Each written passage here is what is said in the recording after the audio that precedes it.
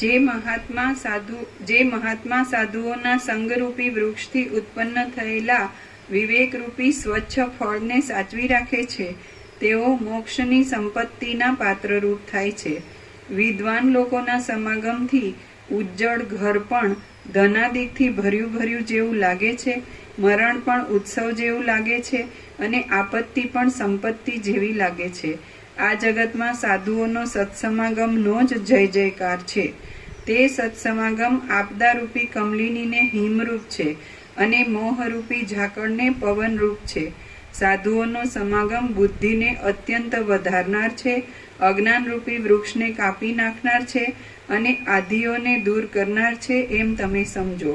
જેમ પાણી રેડવાથી ક્લિયર કરો, તમે ઉડાડો છો પણ તમે જેને માનો છો એ પરિચ્છિન્ન ભ્રાંતિ છે, એટલે તમે એની લઘુતા ગ્રંથિ ભ્રાંતિ એ પણ મિથ્યા છે. તમે કોઈને પણ માનો તો એ અહીં નથી. અહીં તો પરમ ચિદાકાશ પરમ જ્યોતિ અખંડ જ્યોતિ છે. એમાં કોઈ દ્વૈત ભ્રાંતિ ને એ દ્વૈત ભ્રાંતિનું કોઈ તમે ભગવાન માનતા હોય તો કોઈ ભગવાન નથી.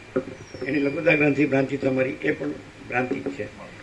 એટલે તમે આ ઉડાવીને તમે બીજું કાંઈ માનતા હો તો એ ભ્રાંતિ જ છે, પરિચ્છિન્ન, દેશકાળ મર્યાદિત. જે જન્મે મરે એ ભગવાન નો કહેવાય.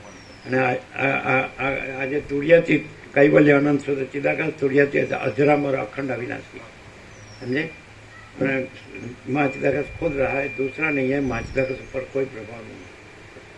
એટલે તમારો અહંકાર છે એ સાવ મિથ્યા છે, સમજે. એટલે દાખલા તરીકે તમારા જે મિથ્યા ભ્રાંતિના સંસાર વ્યવહારમાં તમે મારું માનતા કે પુરુષને સ્ત્રીને પ્રજા ઘરને ધનને માનને આમ પ્રતિષ્ઠા અથવા આમ આ બધા તમારા ફેમિલી અને રિલેશન્સ ને બધું સારું છે એમ, તે ભ્રાંતિ જ છે.